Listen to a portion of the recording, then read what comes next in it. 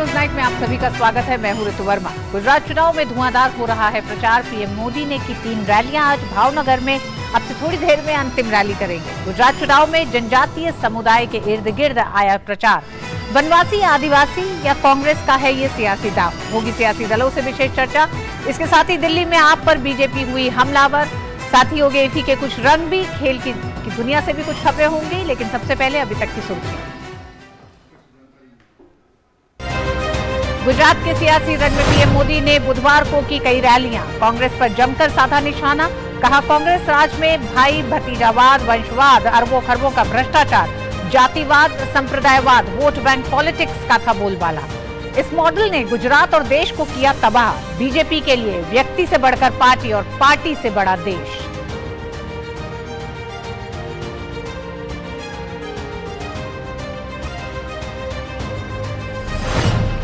गुजरात के संग्राम में बीजेपी के प्रचार को धार दे रहे हैं अमित शाह, जेपी नड्डा और योगी आदित्यनाथ। योगी ने कहा, विकास की नई कहानी गढ़ता आ रहा है गुजरात। कांग्रेस नेता मनीष तिवारी का बीजेपी पर पलटवार। गिनाई राज्य सरकार की खामियां। आम आदमी पार्टी की ओर से भगवंत मान का रोड शो।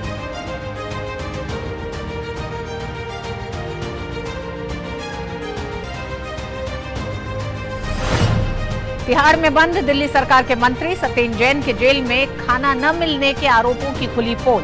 वीडियो में जेल में खाना और फल खाते दिखे। बीजेपी ने बोला हमला। कहा, जैसे रिसोर्ट में छुट्टियां मना रहे हैं जैन। बाहर कोर्ट में करते हैं तकलीफ की शिकायत। अंदर मिल रहा है 5 स्टार जैसा लजीज खाना। 9वीं आसियान रक्षा मंत्रियों की बैठक। ADMM प्लस में क्षेत्रीय और वैश्विक मुद्दों पर हुई चर्चा। रक्षा मंत्री राजनाथ सिंह ने सीमा पार आतंकी गतिविधियों को बताया गंभीर खतरा। अंतर्राष्ट्रीय समुदाय को इससे तत्काल और संकल्पबद्ध होकर निपटने की बताई जरूरत। हिंद प्रशांत क्षेत्र में स्वतंत्र, मुक्त और समावेशी व्यवस्था पर जोर। अमेरिका के वर्जीनिया वॉलमार्ट में हुई धुआंधार गोलीबारी। अंधाधुंध गोलीबारी में मरने वालों की संख्या हुई 7। कई लोग घायल। संदिग्ध हमलावर भी हुआ ढेर।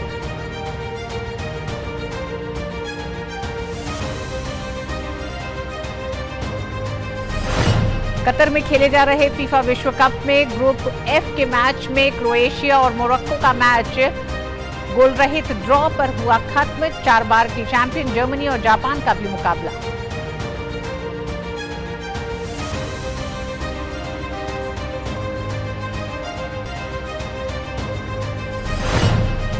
गोवा में चल रहे 53वें भारतीय अंतर्राष्ट्रीय फिल्म महोत्सव के चौथे दिन कई फिल्मों की हुई स्क्रीनिंग। इफ्फी टेबल टॉक्स में हिस्सा लेने पहुंचे फिल्म अभिनेता अनुपम खेर।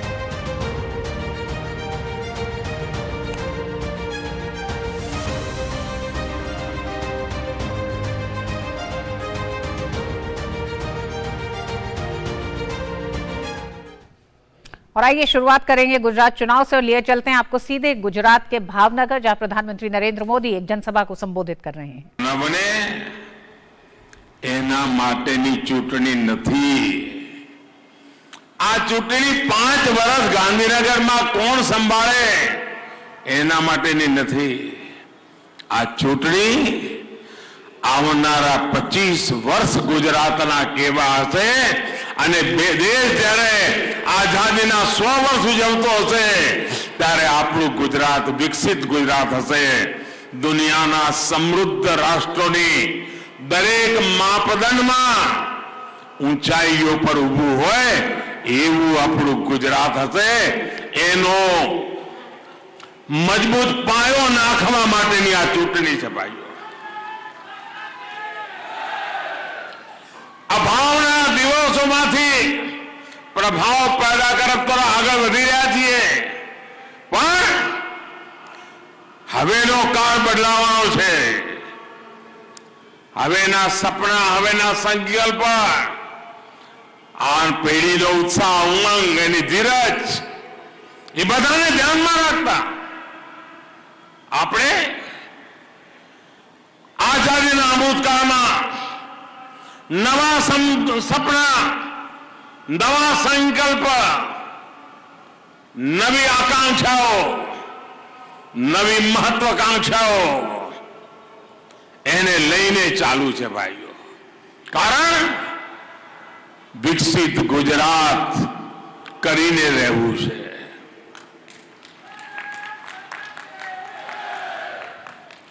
આપણું ગુજરાત વિકસિત થવું જોઈએ કે ના થવું જોઈએ?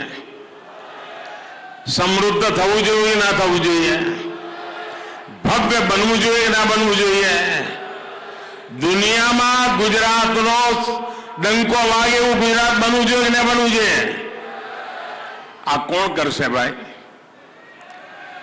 કોણ કરશે? કોણ કરશે? કોણ કરશે? કોણ કરશે? ગલત. મોદી નહીં, આપણે બધા સાથે મળીને કહીશું આ ગુજરાતનો જવાનીઓ કરશે. અને આ તાકાત વિકસિત ગુજરાત બનાવવા માટેની તાકાત શેમાં છે? કોઈ પણ ઉદ્યોગ તમે કરો તો પૂછે ભાઈ મૂડી રોકાણ કર્યું કેટલું, ઉદ્યોગ કેવી રીતે આગળ વધશે? વિકસિત ગુજરાતમાં મૂડી રોકાણ કર્યું. આ વિકસિત ગુજરાતમાં મૂડી રોકાણ બહુ સસ્તામાં સસ્તું. ખાલી તમારો એક વોટ, કમળના બટન પર તમે વોટ દબાવો, વિકસિત ગુજરાતની ગેરંટી હું આપું છું ભાઈ.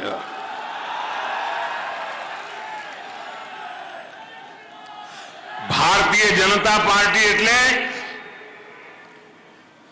સમસ્યાઓના સ્થાયી સમાધાન માટે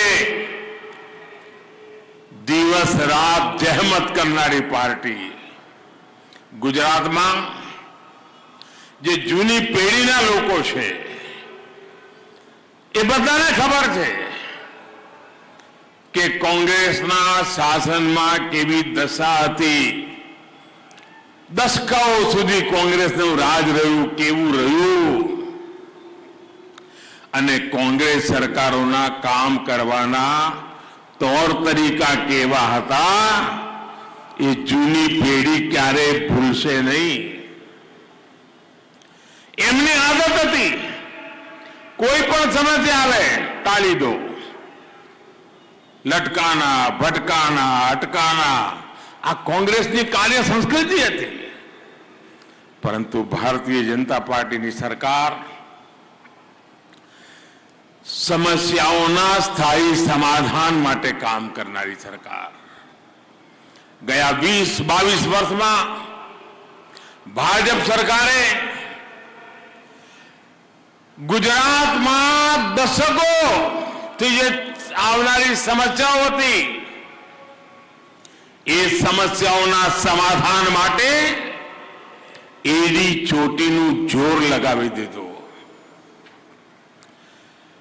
પાણીનો વિચાર કરો તમે.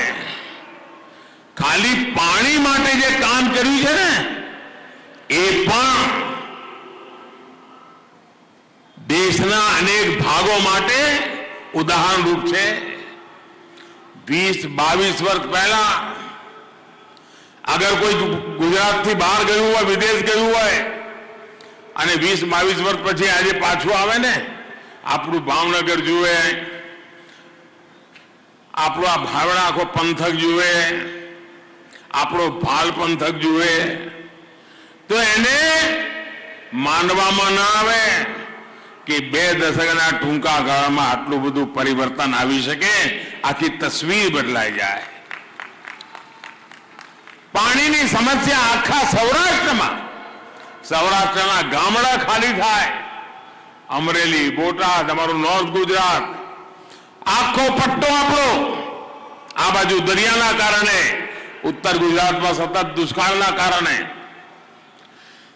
પાણી એવું પીવાય, હાડકા જવાનીમાં ગળપણ આવી ગયું, હાડકા વાંકા થઈ જાય, દાંત ઉપર ડાઘા હોય. બધાને તમે જુઓ આપણી બાજુ દાંત ઉપર પીળા પીળા ડાઘા હોય.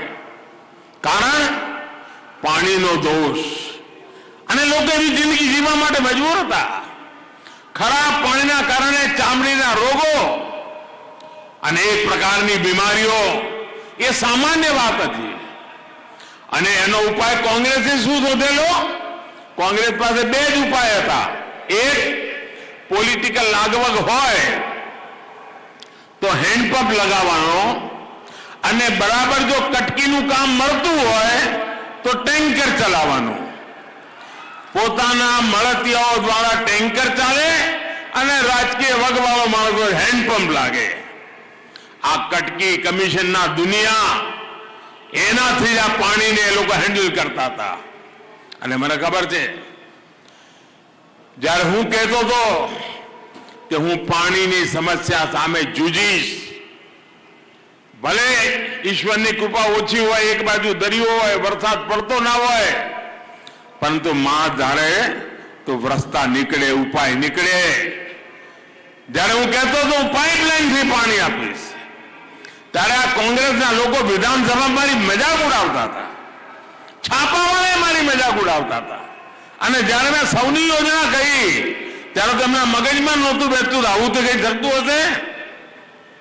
આજે ચોરવડલા જલપૂર્તિ આ પરિયોજના તેજીથી કામ ચાલી રહ્યું છે. ભાઈઓ, આપણે આજનો જ વિચાર કરીશું નહીં, આવનારી પેઢીઓનો વિચાર કરીએ. આવનારા દશકો સુધી ગુજરાતને પાણીની સમસ્યા વેઠવાનો વારો ના આવે એના માટે આપણે એક પછી એક કદમ ઉઠાયા. ખારા પાણીને મીઠા બનાવવા માટે ટેકનોલોજીનો ઉપયોગ કરવાનો હોય એમાં પણ પાછળ નહીં રહેવાનું. સૌરાષ્ટ્ર કચ્છમાં પ્રતિદિન 2700 લાખ લીટર પાણી, એના માટે 4 પ્લાન્ટ પર કામ ચાલી રહ્યું છે. 2700 લાખ લીટર પીવાનું શુદ્ધ પાણી, બિસ્લેરીના બોટલ જેવું પાણી ઘરોમાં મળે એના માટે કામ ચાલી રહ્યું છે. એ જ પ્રકારે શહેરી વિસ્તાર માટે જે સીવરનું પાણી છે એ રિસાયકલ થાય, જેથી કરીને કારખાનાઓમાં પાણી કામ ચાલે, પીવાનું પાણી કારખાનામાં ન જાય, ખેતરોમાં પણ પાણી જાય, ખાતરનું પણ કામ કરે, પાણીનું પણ કામ કરે. પાણીના સમાધાન માટે મારુતિ જાય એવી મોટી તો પાઇપો નાખી પેલા, કારણ કે મારા ગુજરાતને પાણીદાર લોકોને પાણી પહોંચાડો એ પથ્થર પર પાટું મારીને સોનું પકવે એવું સામર્થ્ય ધરાવતો હોય છે. વીજળી પ્રગતિ કરવી હોય તો પાણી અને વીજળી બે પાયાની જરૂરિયાતો. ખેતીમાં આગળ વધવું હોય તો પાણીની પણ જરૂર પડે, વીજળીની પણ જરૂર હોય. અને આપણો કોસ્ટલ બેલ્ટ, મને યાદ છે હું મુખ્યમંત્રી બન્યો અને અમદાવાદ ચેમ્બરમાં મારો સ્વાગતનો કાર્યક્રમ હતો. કોઈ જ્યાદા બધા ઓળખતા નહીં કે હું સંગઠનનું કામ કરનારો માણસ એ ભાવનગરમાં આવીને જવું તો કોઈ ઓળખતું હોય ને કોણ ભાઈ છે, બસ સ્ટેશન ઉપર ઉભો તો કોઈ પૂછે નમસ્તે ના કરે. એવા જમાનામાં જિંદગી ગુજારેલી અને અમારા મુખ્યમંત્રી બન્યો 15 દાડામાં અમદાવાદ ચેમ્બરે મને સ્વાગત માટે બોલાયો. ત્યાં મારું ભાષણ થયું. ભાષણમાં મેં કહ્યું કે ગુજરાતના દરિયા કિનારે 10 થી 15,000 મેગાવોટ વીજળીના કારખાના આપણે ઉભા કરવા જોઈએ. તો બધા સામે બધા મોટા મોટા ઉદ્યોગપતિઓ બેઠા હતા, એમને તો આંખો જ ફાટી ગઈ. એમને એમ થયું હતું કે આ ભાઈને મેગાવોટ કોને કહેવાની સમજણ છે કે નહીં, કારણ કે ગુજરાતમાં બહુ ઓછી વીજળી હતી. હું 15,000 મેગાવોટ કહું એટલે બધાને આશ્ચર્ય થયું હતું, કોઈ માનવા તૈયાર નહોતું, હસી મજાકનું કારણ બની ગયું હતું. પણ આજે ગુજરાતના દરિયા કિનારે 15,000 મેગાવોટ કરતા વધારે વીજળીનું ઉત્પાદન થાય છે. દોસ્તો, અગર સપના જોવાનું સામર્થ્ય હોય, સંકલ્પ લેવાની પ્રતિબદ્ધતા હોય અને સંકલ્પ માટે ખપી જવાની કોશિશ હોય તો સિદ્ધિ પ્રાપ્ત થઈને રહેતી હોય છે. અને એના કારણે આજે ગુજરાત ઉજળું છે ભાઈઓ. तो ये आप देख रहे थे प्रधानमंत्री नरेंद्र मोदी की आज की चौथी रैली जो भावनगर में इस समय चल रही है. 7 दिन बाद 1 नवंबर को गुजरात में पहले चरण का मतदान होगा. पीएम मोदी लगातार राज्य का दौरा कर रहे हैं. ऐसे में भाजपा नेताओं ने अपना चुनावी प्रचार और तेज कर दिया है. 3 दिन के गुजरात दौरे के बाद पीएम मोदी एक बार फिर गुजरात दौरे पर हैं. पीएम ने बुधवार को यानी आज 4 रैलियां की हैं. मेहसाणा से शुरू कर भावनगर में रात 8 बजे अंतिम जनसभा की. इस दौरान उन्होंने कांग्रेस पर जमकर प्रहार किया.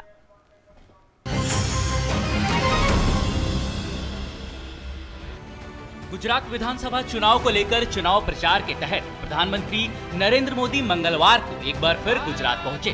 मेहसाणा में अपने पहली चुनावी जनसभा में ही प्रधानमंत्री मोदी ने कांग्रेस पर जमकर प्रहार किया। प्रधानमंत्री मोदी ने कांग्रेस को भाई भतीजावाद, जातिवाद, संप्रदायवाद और वोट बैंक की राजनीति का मॉडल करार दिया। इसके विपरीत भाजपा को प्रधानमंत्री ने ऐसी पार्टी बताया जिसके लिए व्यक्ति से बढ़कर पार्टी और पार्टी से बड़ा देश है। प्रधानमंत्री ने कहा कि यही भाजपा की संस्कृति है और भाजपा इसी संस्कृति के साथ काम करती है। એને ખબર છે કોંગ્રેસનું મોડેલ કેવું છે। કોંગ્રેસનું મોડેલ એટલે અરબો ખરબોનો ભ્રષ્ટાચાર।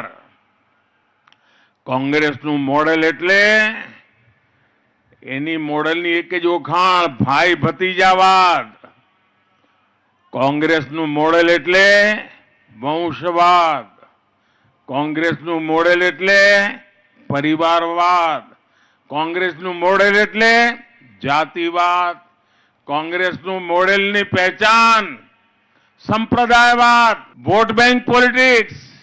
ભારતીય જનતા પાર્ટી એક એવી પાર્ટી છે જેના માટે વ્યક્તિ કરતા દલ મહાન અને દલ કરતા દેશ મહાન આ અમારા સંસ્કાર છે અને આ સંસ્કાર લઈને અમે કામ કરીએ છીએ।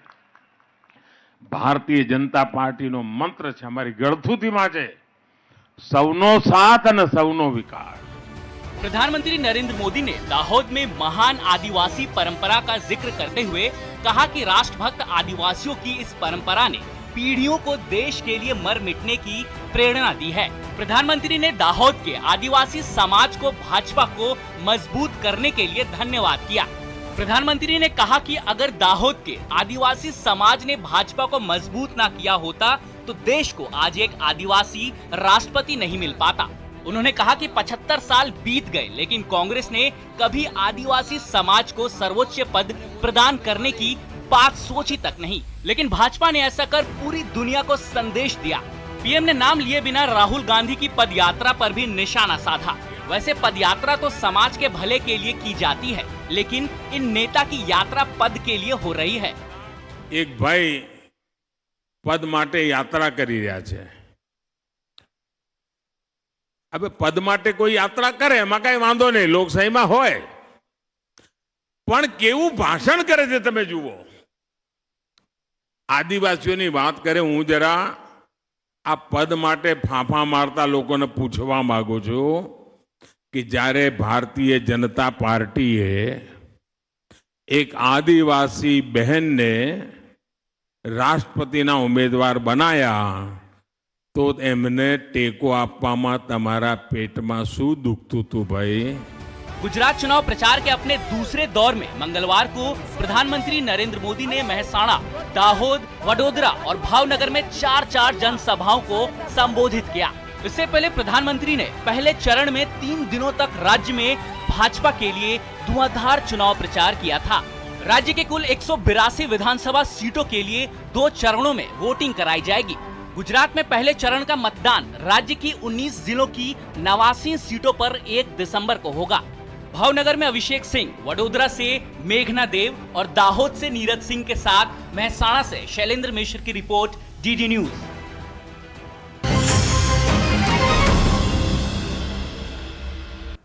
और गुजरात चुनाव में राजनीतिक दलों ने अपनी पूरी ताकत झोंक दी है। सभी एक दूसरे पर वार पलटवार करने का कोई मौका नहीं छोड़ रहे हैं। एक और पीएम मोदी अपनी रैलियों से गुजरात का सियासी पारा चढ़ा रहे हैं तो दूसरी ओर बाकी नेता भी गुजरात के रण में सियासी संग्राम को बढ़ा रहे हैं। बात अगर बीजेपी की करें तो पार्टी के प्रचार को धार दे रहे हैं केंद्रीय गृह मंत्री अमित शाह, राष्ट्रीय अध्यक्ष जगत प्रकाश नड्डा और यूपी के सीएम योगी आदित्यनाथ। अमित शाह ने राजकोट, सुरेंद्रनगर और सूरत में रैलियां की तो जेपी नड्डा ने गड्डा विधानसभा में जनसभा की। योगी ने बुधवार को गुजरात में द्वारका, रापड़, धनगढ़ा और वारछा में रैलियां की। तीनों नेताओं के निशाने पर थी कांग्रेस। कांग्रेस अनेक वर्ष सुधी अहींया शासन कर्युं અને હું તો રાજકોટની ભૂમિ પર આવ્યો છું ભાઈ। રાજકોટમાં વિદ્યાર્થી પરિષદનું અધિવેશન હતું 83-84 માં મેં જોયું છે રાજકોટની અંદર પાણીની સ્થિતિ શું હતી।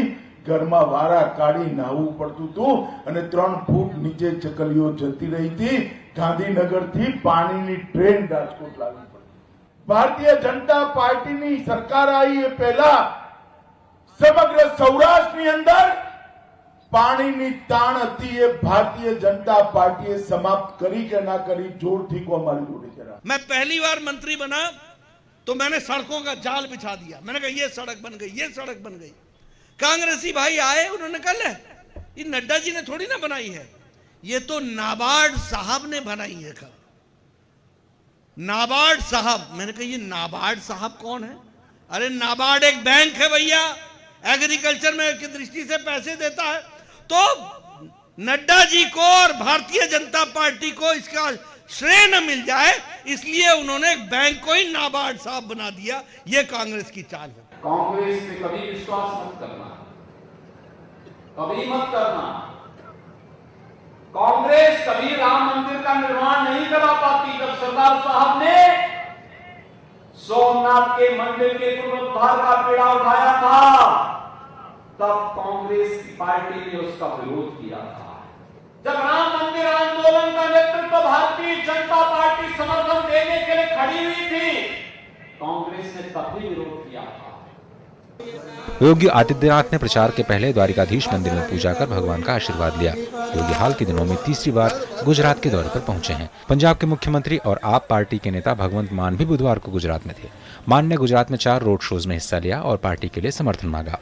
जितनी भारी संख्या में आप हमारा हौसला बढ़ाने के लिए बाहर निकले हो तो यहाँ तो सिर्फ ऐलान ही बाकी है, सीट तो जीत गए हैं भाई. आम आदमी पार्टी के राज्यसभा सांसद राघव चड्ढा ने भी बुधवार को गुजरात में चुनावी जनसभाएं और रोड शो किया.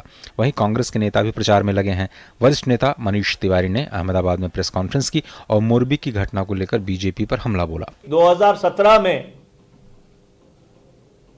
एक बार फिर से भारतीय जनता पार्टी को मौका मिला. 5 साल में 3 मुख्यमंत्री बदले गए. इससे बड़ा प्रमाण क्या हो सकता है किसी सरकार की नाकामयाबी का कि 5 वर्ष में 3 मुख्यमंत्रियों को दरवाजा दिखाने की जरूरत पड़ी. राज्य में पहले चरण की वोटिंग के लिए अब हफ्ते भर का ही समय बचा है. 1 दिसंबर को वोटिंग होगी. दूसरे चरण का मतदान 5 दिसंबर को होना है और 8 दिसंबर को मालूम चलेगा कि क्या गुजरात की सत्ता पर भाजपा का कब्जा बरकरार रहेगा या फिर कोई और बाजी मार लेगा. Bureau report, DD news. और न्यूज 9 के अगले हिस्से में होगी गुजरात चुनाव को लेकर सियासी चर्चा, लेकिन उससे पहले कुछ और खबरें. तिहाड़ में बंद दिल्ली सरकार के मंत्री सत्येंद्र जैन के जेल में खाना न मिलने के आरोपों पर बीजेपी ने एक वीडियो जारी किया है जिसमें जैन जेल में खाना और फल खाते दिख रहे हैं. बीजेपी ने सत्येंद्र जैन पर निशाना साधते हुए कहा कि ऐसा लगता है जैसे वो रिसोर्ट में छुट्टियां मना रहे हैं. मनी लॉन्ड्रिंग केस में तिहाड़ जेल में बंद दिल्ली सरकार के मंत्री सत्येंद्र जैन के एक के बाद एक सामने आ रहे वीडियो से दिल्ली में बीजेपी और आम आदमी पार्टी के बीच घमासान बढ़ता ही जा रहा है. बीजेपी ने बुधवार को एक वीडियो सोशल मीडिया पर शेयर किया जिसमें बैरक के भीतर सत्येंद्र जैन को खाना परोसा जा रहा है. एक व्यक्ति लगातार उनकी सेवा में जुटा है. वीडियो सामने आने के बाद बीजेपी ने प्रेस कॉन्फ्रेंस कर फिर से केजरीवाल पर हमला बोला और कहा कि रेपिस्ट से मसाज के बाद अब सत्येंद्र जैन लजीज खाने का लुत्फ उठाते दिख रहे हैं. ऐसा लग रहा है जैसे रिजॉर्ट में छुट्टियां मना रहे हो. एक मंत्री जो जेल काट रहा है, सजा में है, कई केसेस में उसकी इन्वेस्टिगेशन चल रही है, तो पहले तो उसको मंत्री से ही नहीं हटाया गया, उसको मंत्री बना के रखा गया. जेल के अंदर पूरा ऐशो आराम चल रहा है, टीवी चल रहा है, पैर मालिश करने के लिए लोग रखे हुए हैं, भोजन पैक्ड आ रहा है और सब किस्म की सुख सुविधा जेल के अंदर उनको प्रोवाइड की जा रही है. प्रवर्तन निदेशालय ने जैन को मनी लॉन्ड्रिंग के आरोप में गिरफ्तार किया था. तब से वो तिहाड़ में बंद हैं. मंगलवार को कोर्ट में हुई पेशी के दौरान सत्येंद्र जैन के वकील ने कोर्ट से कहा था कि खाना और इलाज सही नहीं मिल रहा है. जेल में जैन का वजन 28 किलो घट गया है, लेकिन इस वीडियो से उनके दावों की पोल खुल गई है. तिहाड़ जेल के सूत्रों के मुताबिक जेल में रहने के दौरान सत्येंद्र जैन का वजन 8 किलो बढ़ गया है. बीजेपी का कहना है कि जैन कोर्ट में आकर खाने की तकलीफ की बात करते हैं, लेकिन अंदर उन्हें खाने की ऐसी प्लेट मिल रही है जैसे 5 स्टार होटल में भी ना मिले. आम आदमी पार्टी सत्ता का आनंद तो उठाती थी, भ्रष्टाचार करके जेल में जाकर भी आनंद कैसे उठाया जाता है, मजे कैसे लिए जाते हैं, मसाज कैसे कराई जाती है, उसका जीता जागता उदाहरण है. ये इतना झूठ बोलते हैं, कोर्ट में आकर खाने की तकलीफ की बात करते हैं और भोजन की प्लेट शायद किसी को 5 स्टार में ऐसी ना मिली जैसी उनको जेल में मिल रही है। पानी मिनरल वाटर मिल रहा है, मसाज वहाँ पर हो रही है। बीजेपी के साथ ही कांग्रेस ने भी सत्येंद्र जैन पर हमला बोला, तो साथ ही पूर्व आईपीएस अधिकारी और तिहाड़ की डीजी रह चुकी किरण बेदी ने भी केजरीवाल और सत्येंद्र जैन पर सवाल उठाए। हालांकि आम आदमी पार्टी इन सब आरोपों को नकार रही है। ये जोरदार तमाचा आंदोलन के जुड़े उन लोगों के मुंह पर है जो रामलीला मैदान में अरविंद केजरीवाल के साथ बैठे थे, परिवारवाद के खिलाफ आए थे, भ्रष्टाचार के खिलाफ आए थे, राजनीति को बदलने आए थे, राजनीति में पैसे के लेन देन, सत्ता के दुरुपयोग के खिलाफ आए थे। और आज सबका दुरुपयोग होते हुए सब देख रहे हैं। पोर्टफोलियो सस्पेंड होना चाहिए। मैं समझ नहीं आ रही है, पता करे कि तनख्वाह मिल रही है क्या इनको। अगर तनख्वाह मिल रही है एज अ मंत्री तो क्या काम कर रही है? आप कैसे थे तनख्वाह? सस्पेंशन में तो खत्म हो जाती। तो ये इसमें क्या वो अंदर दफ्तर खोला हुआ है? जेल में अंदर उन्होंने ऑफिस खोला है और किसने अलाउड किया है? हर चीज जब आप जेल के अंदर आते हैं तो ऐसी कोई भी चीज अदर देन जेल मैनुअल आपको बिना कोर्ट के ऑर्डर्स के नहीं मिल सकती। इस बीच दिल्ली कोर्ट ने सत्येंद्र जैन के खान पान और उसमें बदलाव किए जाने पर तिहाड़ के अधिकारियों से विस्तृत रिपोर्ट मांगी। कोर्ट ने कल दोपहर 2 बजे तक का समय दिया। कोर्ट ने सत्येंद्र जैन की मेडिकल रिपोर्ट पर विस्तृत रिपोर्ट दाखिल करने के लिए तिहाड़ के अधिकारियों को सोमवार तक का समय दिया। इससे पहले जैन के कई वीडियो सामने आए थे जिसमें वो जेल में मसाज कराते दिख रहे थे। हालांकि आम आदमी पार्टी का कहना था कि जैन बीमार है और डॉक्टरों की सलाह पर फिजियोथेरेपी ले रहे हैं, लेकिन बाद में पता चला कि सत्येंद्र जैन जिस व्यक्ति से अपनी मसाज करवा रहे थे वो रेप केस में आरोपी हैं। इन वीडियो से सत्येंद्र जैन मुश्किलों में फंसते दिख रहे हैं, तो उधर कोर्ट से भी उनको जमानत नहीं मिल रही है। Bureau report, DD news. और न्यूज नाइट में वक्त एक छोटे से ब्रेक का है, आप देखते रहिए डीडी न्यूज। लहलहाती फसल, भरे पूरे खेत खलिहान, हर किसान का बस यही अरमान। लेकिन कभी बारिश, कभी बिजली, कभी ओला, कभी सूखा। प्रकृति का तो नहीं मगर नुकसान का उपाय है AIC से फसल बीमा। Agriculture insurance company of India limited. AIC। Got it। सोचिए अगर असल जिंदगी में ऐसी हालत हो तो कितनी मुश्किलें होती हैं, लेकिन शुक्र है बैंकिंग के लिए नहीं। अगर आपकी उम्र 70 साल से अधिक हो या आप दिव्यांग हो तो बैंक आपको कुछ जरूरी बैंकिंग सुविधाएं घर बैठे बैठे दे सकता है। RBI कहता है जानकार बनिए, सतर्क रहिए।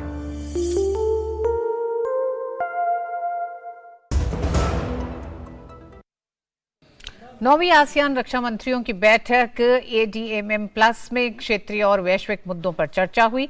बैठक में रक्षा मंत्री राजनाथ सिंह ने सीमा पार आतंकी गतिविधियों को गंभीर खतरा बताया और अंतर्राष्ट्रीय समुदाय को इससे तत्काल और संकल्पबद्ध होकर निपटने की जरूरत बताई। नौवीं आसियान रक्षा मंत्रियों की बैठक ADMM+ बुधवार को कंबोडिया के सिएम रीप शहर में शुरू हुई। बैठक में दक्षिण पूर्व एशियाई देशों के संगठन आसियान के सदस्य देशों और संवाद सहयोगी देशों के रक्षा मंत्री और अधिकारी शामिल हुए। भारत, अमेरिका, रूस, चीन, जापान, ऑस्ट्रेलिया और दक्षिण कोरिया जैसे देशों की मौजूदगी में क्षेत्रीय और वैश्विक मुद्दों पर चर्चा की गई। भारत का प्रतिनिधित्व कर रहे रक्षा मंत्री राजनाथ सिंह ने अपने संबोधन में कहा कि भारत हिंद प्रशांत क्षेत्र में ऐसी जटिल कार्रवाइयों और घटनाओं के प्रति चिंतित है जिनसे क्षेत्र में शांति और स्थिरता पर असर पड़ता है। भारत क्षेत्र में स्वतंत्र नौवहन और विमानों की आवाजाही का पक्षधर है। भारत समुद्री विवादों के शांतिपूर्ण समाधान और अंतर्राष्ट्रीय कानून के अनुपालन में विश्वास रखता है। हिंद प्रशांत क्षेत्र में ऐसी स्वतंत्र, मुक्त और समावेशी व्यवस्था की आवश्यकता है जिसमें सभी देशों की संप्रभुता और प्रादेशिक अखंडता का सम्मान हो। रक्षा मंत्री ने आशा प्रकट की कि दक्षिण चीन सागर में आचार संहिता के बारे में जारी बातचीत अंतर्राष्ट्रीय कानून के अनुरूप होगी। रक्षा मंत्री ने कहा कि सीमा पार से आतंकी गतिविधियां गंभीर खतरा हैं और अंतर्राष्ट्रीय समुदाय को इनसे तत्काल और संकल्पबद्ध होकर निपटने की आवश्यकता है।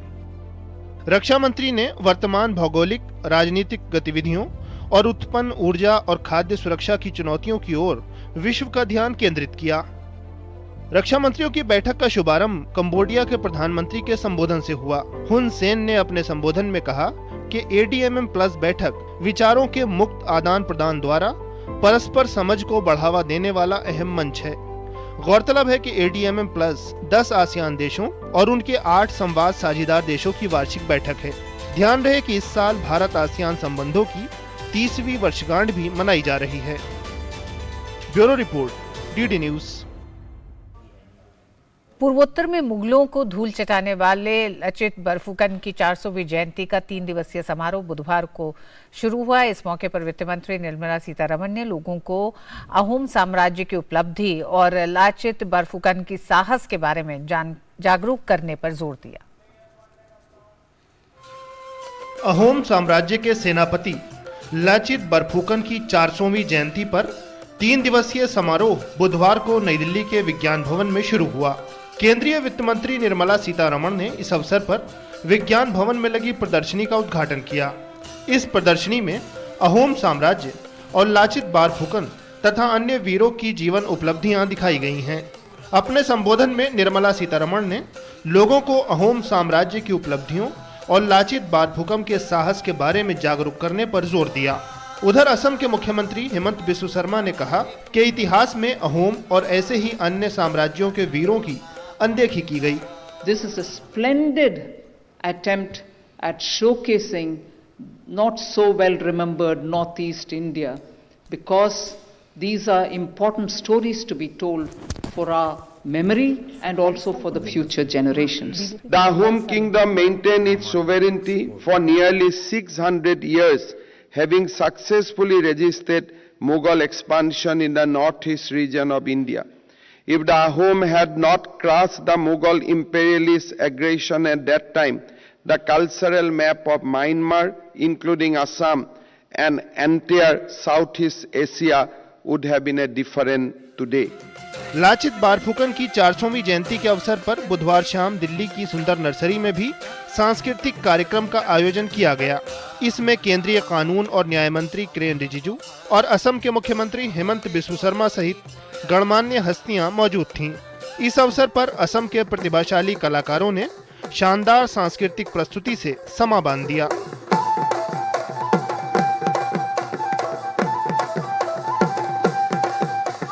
अगर लाचित बरफुकन नहीं होते तो हमारा पूर्वोत्तर जो गौरव से हम अपना इतिहास को हम लोग गुण गाते हैं, हमारा संस्कृति, हमारा जो पहचान है, जिस चीज के लिए हम गर्व महसूस करते हैं, वो हमारे पास नहीं बचते हैं।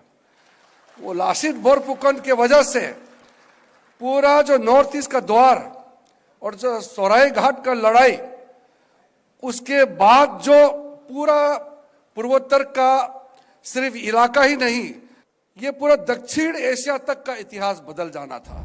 गौरतलब है कि पूर्वोत्तर में मुगलों को धूल चटाने वाले लाचित बरफुकन को पूर्वोत्तर का शिवाजी भी कहा जाता है। उन्होंने मुगलों के कब्जे से गुवाहाटी को छुड़ाया और उन्हें गुवाहाटी से बाहर धकेल दिया था। इसी गुवाहाटी को फिर से पाने के लिए मुगलों ने अहोम साम्राज्य के खिलाफ सराई घाट की लड़ाई लड़ी थी। शक्तिशाली और विशाल मुगल सैन्य ताकत के बावजूद लचित ने इस जंग में मुगलों को हरा दिया था। Bureau report, DD news.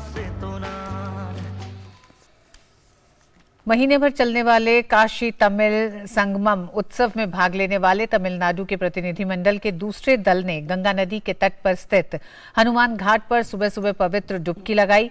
पहले रामेश्वरम घाट के नाम से जाना जाने वाला हनुमान घाट वाराणसी के सबसे अधिक देखे जाने वाले घाटों में से एक है। आसपास के क्षेत्र दक्षिण भारतीय मठों जैसे केरल मठ, कांची मठ, शंकर मठ, श्रृंगारी मठ आदि से घनी आबादी वाले हैं। पवित्र डुबकी लगाने के बाद प्रतिनिधिमंडल ने हनुमान घाट स्थित सुब्रमण्यम भारती के आवास का दौरा किया।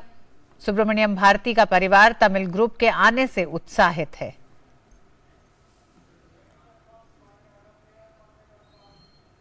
इतना आनंद आ रहा है कि हम काशी में ही पैदा हुए, यहीं रहे और यहीं भारती जी के रहन सहन यहीं हुआ 16 वर्ष से, तो उनकी आत्मा इतनी प्रसन्न होगी कि हमारे तमिल संगमम के लिए दक्षिण भारत से इतने तमिल विद्वान लोग, बच्चे लोग, एजुकेटेड ग्रुप्स इतने आ रहे हैं, तो और प्रतिदिन 1 महीने के लिए यहाँ आ रहे हैं, तो बहुत ही हमें अच्छा लग रहा है और बहुत मैं इससे बहुत प्रसन्न हूँ।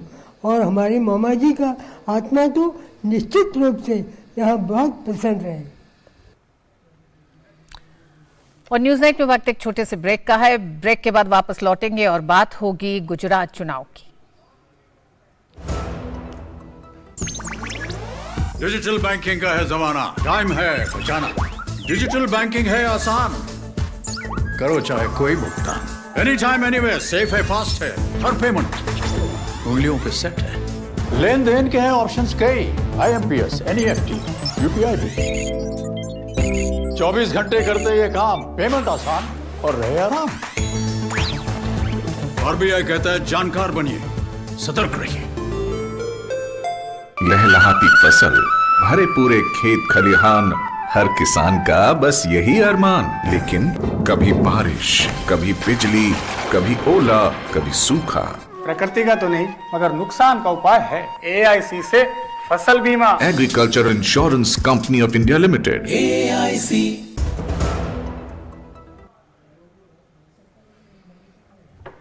और गुजरात चुनाव में धुआंधार प्रचार जारी है। सभी पार्टियों का त्रिकोणीय मुकाबला या फिर कांटे की टक्कर, इस पर भी होगी चर्चा। आज का हमारा विशेष गुजरात में पहले चरण का धुआंधार प्रचार। और इस चर्चा में हिस्सा लेने के लिए शैलेंद्र प्रेम जी, भारतीय जनता पार्टी के प्रवक्ता, हमारे साथ जुड़ गए हैं। डॉक्टर अमित नायक, कांग्रेस प्रवक्ता, परविंदर सिंह सेठी, आम आदमी पार्टी की राजनीति के समर्थक हैं, राजनीतिक विश्लेषक हैं, शेखर अय्यर, वरिष्ठ पत्रकार, हमारे साथ जुड़ गए हैं। तो राजनीतिक एक तरह से दावे और ये कहें कि जिस तरह के आरोप प्रत्यारोप हो रहे हैं उस पर हम चर्चा करें। उससे पहले एक टिप्पणी शेखर अय्यर से। सबसे पहले शेखर अय्यर साहब, इस बार के चुनाव को क्या अब एक बार फिर कांग्रेस और बीजेपी आमने सामने दिखाई देती है, या जमीन पर सच में इस बार गुजरात में त्रिकोणीय मुकाबला दिखाई दे रहा है? देखिए, इस बार चुनाव में अगर देखा जाए, कोई ये नहीं कह रहा है कि वहां पे स्थिति ऐसे कि कोई बड़ी बदलाव आएगी। सवाल है कि क्या एक थर्ड फोर्स के रूप में आम आदमी पार्टी जो प्रवेश किया है गुजरात में, उसका असर कितना होगा, इसकी वजह से कांग्रेस को कितना नुकसान होगा, यही बात हो रही है। क्योंकि बार बार यह कहा जा रहा है कि इस बार चुनाव में बीजेपी का लक्ष्य केवल दोबारा सरकार बनने की बात नहीं है। वो बार बार प्रधानमंत्री खुद कह रहे हैं कि प्रचंड बहुमत, यानी वो रिकॉर्ड तोड़ना चाहते हैं। तो सवाल वो रिकॉर्ड तोड़ने की बात है। और आम आदमी पार्टी का भी यही कैलकुलेशन है कि भाई किसी तरह अपने अगर खाता खुल जाए, अच्छी तरह से खुल जाए, तब उनके लिए आगे के लिए वो उनको आसान रहेगा, उनकी राजनीतिक सफर यही है। और कांग्रेस की तरफ अगर आप देखेंगे तो कांग्रेस, पता नहीं जिस तरह उन्होंने चुनाव लड़ा था 2017 में, जिस जोश से उन्होंने उस समय लड़ा था, वो जोश अब दिखाई नहीं दे रहा है। उसका कारण, कई कारण है, लेकिन वो सबसे इस चुनाव में मैं मानता हूं बड़ा एक्स फैक्टर है। जी, तो सबसे पहले रुक करते हैं भारतीय जनता पार्टी का ही। बीजेपी अपनी बढ़त पे सिर्फ और चुनाव जीतने पर नहीं बात कर रही है, लेकिन कांग्रेस का कहना है कि मुख्यमंत्री को बदलना सरकार की अक्षमता दिखाता है।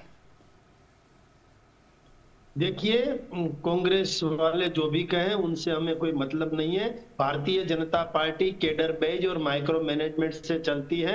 ये ऐसी पार्टी है जहां नरेंद्र भाई मोदी ने गुजरात के डेवलपमेंट के आधार पर पूरे देश में सेवा करने का मौका पाया है और आज देश की सेवा कर रहे हैं। हम ये भी कहते हैं कि हमारा मुख्यमंत्री से लेके सभी मिनिस्टर बदल दे, फिर भी जो कमलम है हमारे यहाँ का, जो पार्टी का कार्यालय है, उसमें कुछ आवाज भी नहीं आती। और कांग्रेस में कुछ थोड़ा सा भी गलत काम को कुछ भी हो, कुछ बदलाव भी हो तो तुरंत ही आवाज आती है, तुरंत ही वहां झगड़ा हो जाता है। कोई कांग्रेस के प्रेसिडेंट के जो नेम प्लेट है वो तोड़ देते हैं। वो कांग्रेस की प्रणाली रही है। हम तो भारतीय जनता पार्टी के कार्यकर्ता है, श्यामा प्रसाद मुखर्जी और पंडित दीनदयाल जी के संस्कार से सिंचन है। हम तो भारतीय जनता पार्टी के आदरणीय वड़ा प्रधान नरेंद्र भाई मोदी, जो देश के सभी राज्यों में अच्छा काम कर रहे हैं, गुजरात में भी उन्होंने अच्छा काम किया है। ज्योति ग्राम योजना हो या गुजरात की कोई भी योजना हो, वो सरदार सरोवर डैम नर्मदा योजना से, सभी घरों में नल से जल की योजना से 100% जल देने का काम भी नरेंद्र भाई मोदी ने किया है।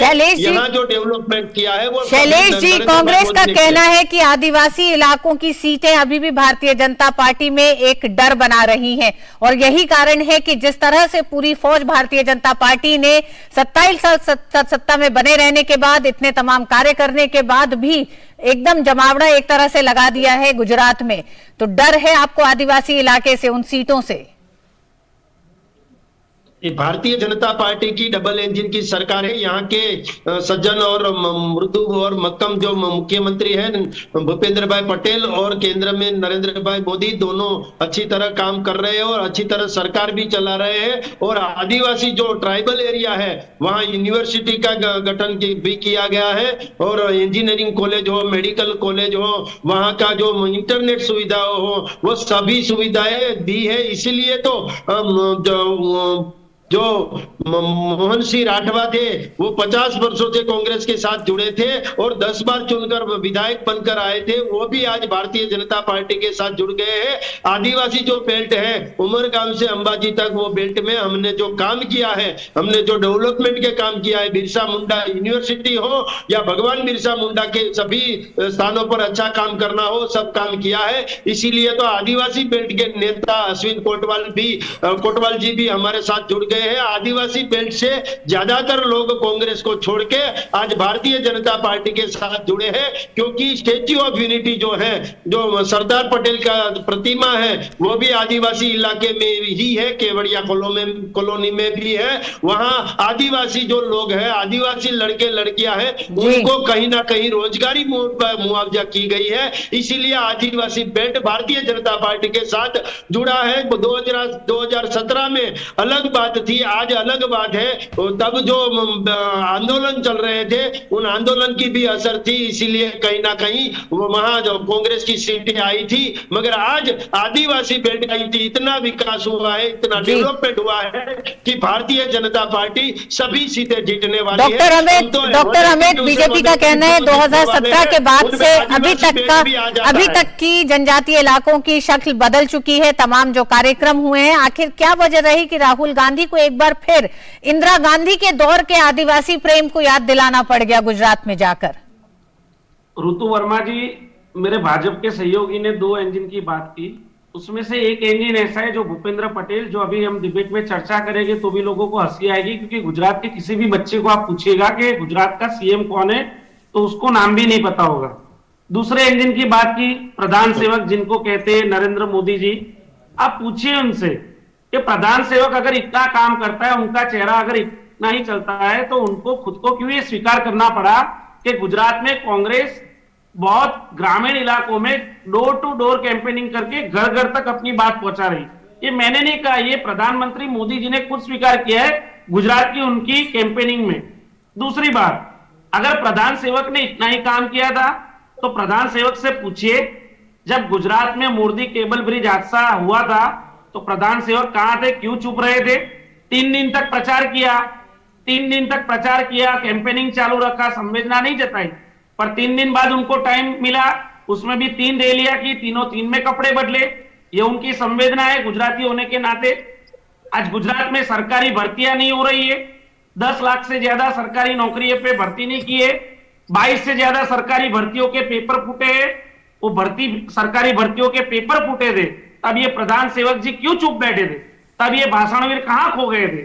जब गुजरात में ग्रीष्मा हत्याकांड होता है, जब गुजरात में तक्षशिला जैसा अग्निकांड होता है, जब गुजरात में बोटाद में लट्ठा कांड में कई लोग, सैकड़ों लोग खराब दारू की वजह से मर जाते, तब प्रधान सेवक क्यों चुप हो जाते हैं? डॉक्टर अमित, अभी तक जनजातीय इलाकों में भारतीय जनता पार्टी और कांग्रेस की टक्कर थी, अब आम आदमी पार्टी भी इन इलाकों में दाखिल हो चुकी है। परविंदर सिंह हमारे साथ मौजूद है स्टूडियो में। उनका कहना है कि कांग्रेस एक लंबे समय से, आम आदमी पार्टी कह रही है कि कांग्रेस 27 साल से सत्ता से बाहर है, गुजरात ने पूरी तरह कांग्रेस को नकार दिया है। परविंदर जी, क्या आदिवासी इलाकों में अब आम आदमी पार्टी को लगता है कि इनके उतरने से कांग्रेस को नुकसान, या फिर भारतीय जनता पार्टी को या आम आदमी पार्टी को लगता है कि कुछ मजबूत पकड़ बनाई है? देखिए, कांग्रेस की परिस्थिति तो बहुत खराब है, लेकिन भारतीय जनता पार्टी के ऊपर एक बहुत बड़ा थ्रेट है आम आदमी पार्टी, अरविंद केजरीवाल, क्योंकि वहां के आदिवासी, वहां के मजदूर, वहां के गरीब आदमी वो अरविंद केजरीवाल के साथ हैं, क्योंकि ये मुद्दों की राजनीति नहीं करते। वहां पे देखिए, ड्राई स्टेट होने के बाद 10,000 करोड़ की इलीगल शराब, जहरीली शराब, जिससे 100 लोग मर जाते हैं, उसके ऊपर कोई एक्शन नहीं होता। मोरबी के अंदर 150 लोग मर जाते हैं, करप्शन का इससे बड़ा नमूना नहीं मिलता, उसके मालिक के ऊपर एक्शन नहीं होता, उसके सिक्योरिटी गार्ड को अरेस्ट कर लिया जाता है। परविंदर जी, मैं आपको बोलने का पूरा मौका दूंगी, लेकिन पहला ही जो आपने पहलू रखा है, शराब को लेकर जो बातें आप कह रहे हैं, आम आदमी पार्टी की एक राज्य में सरकार थी, पहले दिल्ली में और अब पंजाब में है, और दोनों जगह शराब को लेकर जो तमाम मामले सामने आए हैं जनता देख रही है। तो मुद्दे गुजरात के और गिनाइए जिन पे जो विकास के मुद्दे हैं, उन पे बात की जाए तो ज्यादा बेहतर होगा। परविंदर जी, शराब की नीति, शराब पे आम आदमी पार्टी के बड़े चेहरे सामने आ चुके हैं। वो उसके लिए बात लंबी हो जाएगी, लेकिन मैं अभी गुजरात के ऊपर ही रहूंगा।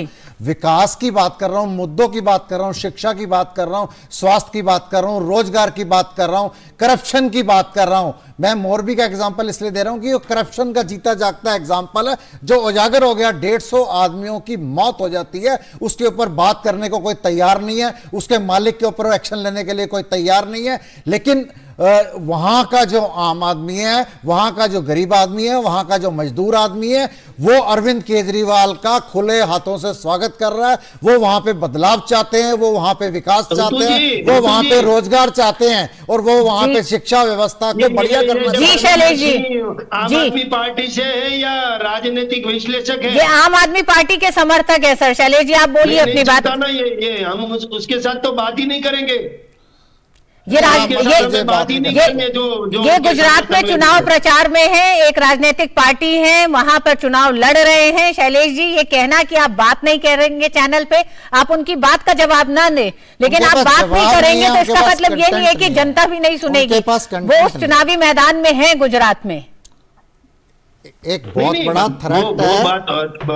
आपकी बात मैं सही मानता हूं, मगर जो वो बात कर रहे हैं ना, वो आम आदमी पार्टी के प्रवक्ता की जो जैसी बात उसी हैसियत में यहाँ पर है, वो उसी हैसियत में है। प्रवक्ता नहीं है ना।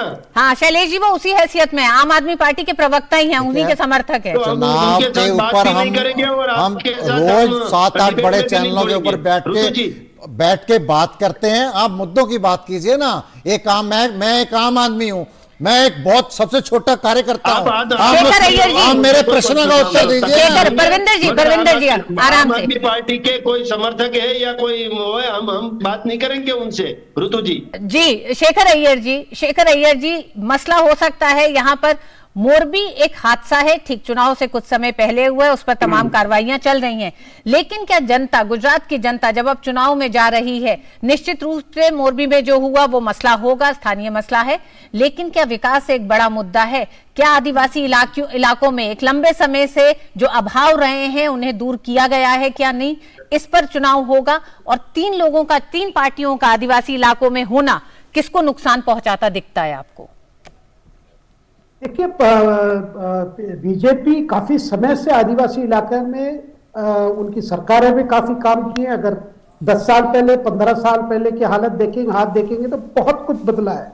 साथ साथ इस बार जो चुनाव में अगर आप देखेंगे, जितनी जगह पर बीजेपी पिछले चुनाव में, क्योंकि पिछले चुनाव में उनको केवल 99 सीट्स मिला था, और जहां जहां वो उनकी पराजय हुई थी, उस सारे कॉन्स्टिट्यूएंसीज में बीजेपी ने काफी कॉन्सेंट्रेट किया है। केवल इस चुनाव के लिए नहीं, लगातार पिछले 2-3 साल से वहां पे काफी कंसंट्रेशन हुआ है, और सरकार की तरफ से वहां पे भी काफी काम किया गया है।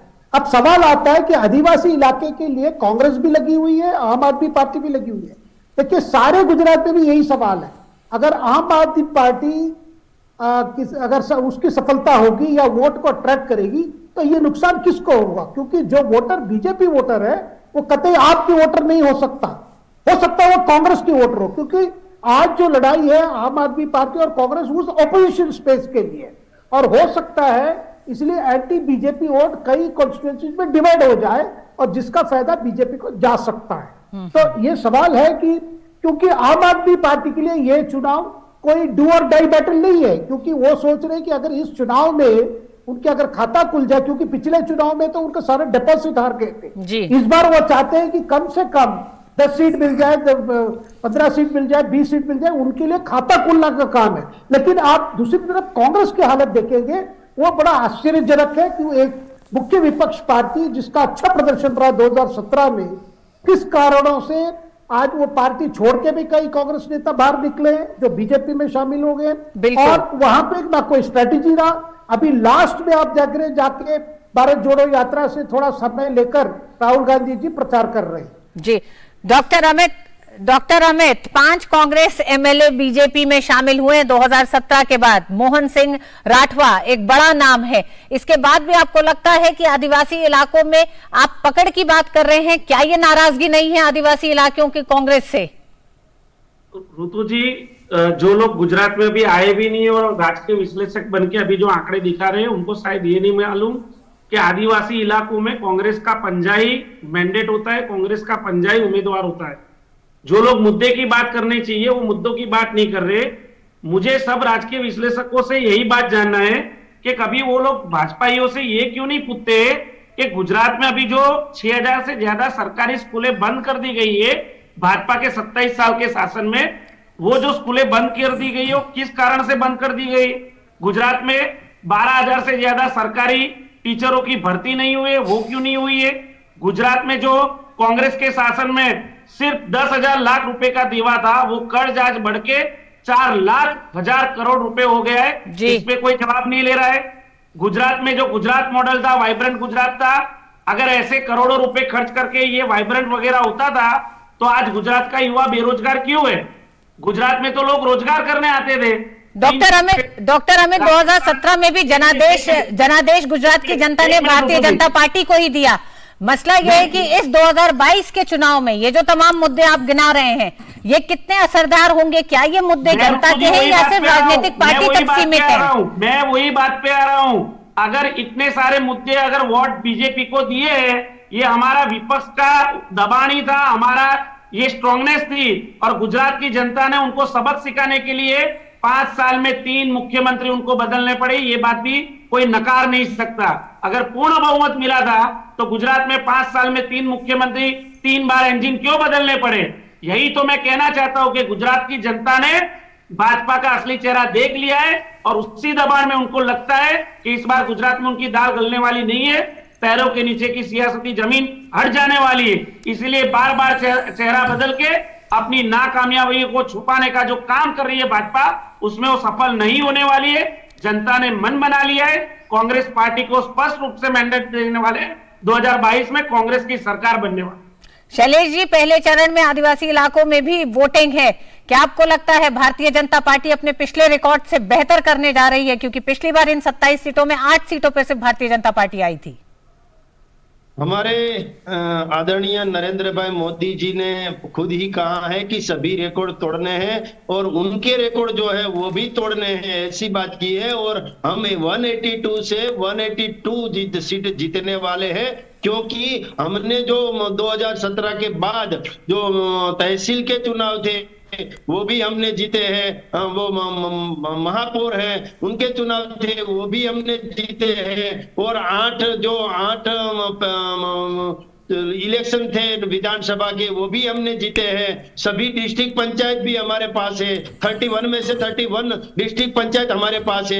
1 करोड़ और 13 लाख हमारे पेज, हमारे जो प्राथमिक सदस्य है, प्राइमरी सदस्य, और 82 लाख से ज्यादा हमारे पास पेज समिति के सदस्य है। और ये हमारे जो माइक्रो मैनेजमेंट है, वो माइक्रो मैनेजमेंट के चलते हम 182 से 182 का टारगेट लेके चलते हैं। और नरेंद्र भाई ने जो रिकॉर्ड बनाए हैं वो रिकॉर्ड भी तोड़ने हैं, क्योंकि गुजरात में जो जीडीपी का दर है वो 10% वृद्धि दर आता है। और बिल्कुल शैलेश जी, 8 तारीख को पता चलेगा, पहले चरण के चुनाव 1 तारीख को होने हैं। क्या भारतीय जनता पार्टी अपने अभी तक के रिकॉर्ड तोड़ेगी या फिर कांग्रेस और आम आदमी पार्टी की आपस की जो टक्कर है कि मुख्य विपक्षी पार्टी कौन होगी?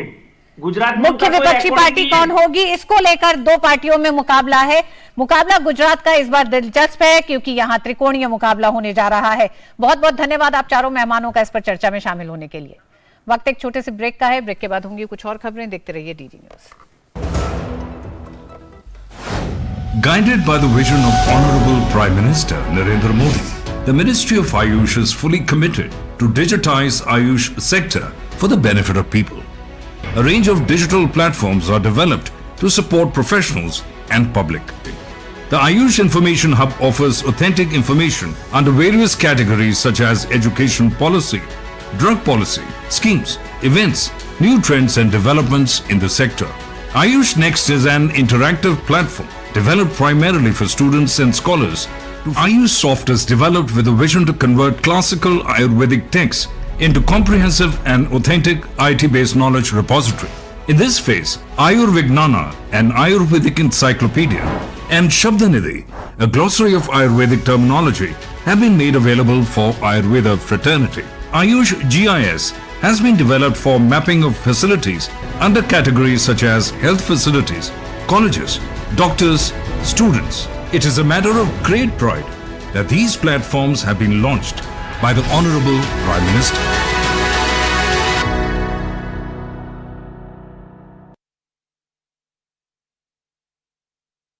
लहलहाती फसल, भरे पूरे खेत खलिहान, हर किसान का बस यही अरमान। लेकिन कभी बारिश, कभी बिजली, कभी ओला, कभी सूखा। प्रकृति का तो नहीं, मगर नुकसान का उपाय है। AIC से फसल बीमा। Agriculture insurance company of India limited. AIC। और आइए अब आपको दिखाते हैं इफ्फी के चौथे दिन के रंग। गोवा में चल रहे 53वें भारतीय अंतर्राष्ट्रीय फिल्म महोत्सव के चौथे दिन दर्शकों के लिए काफी कुछ रहा। फिल्म महोत्सव में पहुंचे अभिनेता अनुपम खेर ने अपनी फिल्म द कश्मीर फाइल्स के बारे में विस्तार से बात की। ये कहानी तो मैं पिछले 32 साल से सुना रहा था on A personal level. Film के माध्यम से जब ये कहानी मेरे पास आई तो मैं बिल्कुल तत्पर था और मैंने अपने जो मेहनताना मैं लेता हूँ उसका 1/4 लिया इस पिक्चर में, बिकॉज़ मैं चाहता था कि मेरे माध्यम से मैं, क्योंकि कश्मीरी पंडित खुद हूँ, अगर कश्मीरी पंडित की कहानियों पर मैं मेन रोल करूँगा तो वो दुनिया तक पहुँचेगी। और ये बहुत खुशी की बात है कि विवेक अग्निहोत्री जी ने इसको इतने खूबसूरत ढंग से, इतने रिसर्च करके दुनिया तक ये फिल्म पहुँचाई है। वहीं सूचना प्रसारण सचिव अपूर्व चंद्र ने डीडी न्यूज से बातचीत में कहा है कि इस साल के इफ्फी में प्रतिनिधियों के रिकॉर्ड 10,000 रजिस्ट्रेशन हुए हैं। 600 से ज्यादा मीडिया कर्मियों ने भी रजिस्ट्रेशन कराया है। This year there are more than 10,000 delegates, which is the highest number at IFFI till now, and there are 690 media registrations also. We are standing, as of now, we are standing on the Goa red carpet. As we say, the Cannes red carpet, so this is the Goa red carpet. I would like to say that this is the first time that we have done the red carpet in this way in Goa. Earlier it was never such an elaborate red carpet on which the stars and other celebrities could walk. This is a learning from Cannes, and we are trying to develop the red carpet in that way. Creative minds of tomorrow को दिया गया 53 घंटों में film बनाने का challenge भी समाप्त हो गया।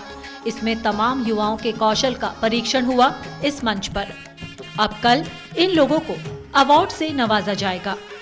पणजी से शहला और श्यामा मिश्रा की रिपोर्ट, डीडी न्यूज। और आइए अब कुछ खबरें फटाफट अंदाज में।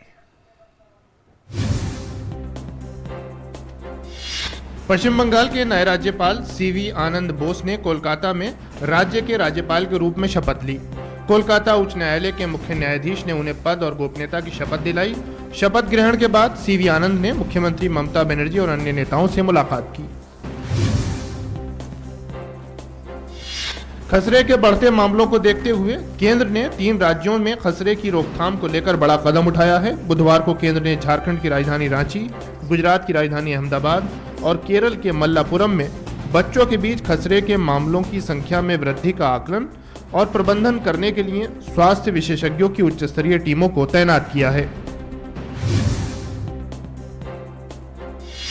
असम के मंत्री जयंत मल्लबरवा ने कहा कि असम सरकार ने असम मेघालय सीमा के मुकरो इलाके में गोलीबारी की घटना की सीबीआई जांच के लिए केंद्र सरकार से अनुरोध किया है।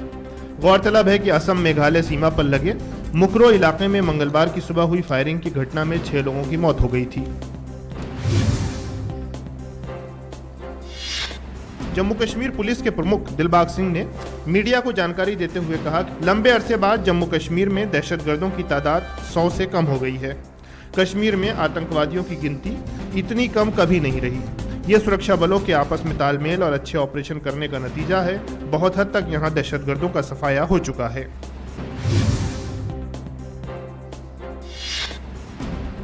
प्रयागराज में समाजवादी पार्टी के पूर्व सांसद अतीक अहमद की 123 करोड़ रुपए की संपत्ति जिला प्रशासन ने कुर्क कर ली। एसपी सिटी संतोष कुमार ने बताया कि डीएम के आदेश पर संपत्ति को कुर्क किया गया। ये अपराध से अर्जित धन से खरीदी गई है। ये उनके परिजनों के नाम पर है।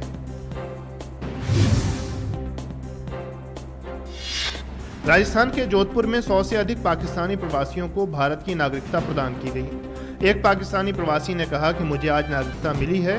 हम यहाँ 23 साल पहले आए थे। हमें आज नागरिकता मिलने के बाद बहुत अच्छा लग रहा है। और न्यूज नाइट में आज बस इतना ही। डीडी न्यूज पर खबरें जारी रहेंगी। मुझे दीजिए अनुमति। नमस्कार।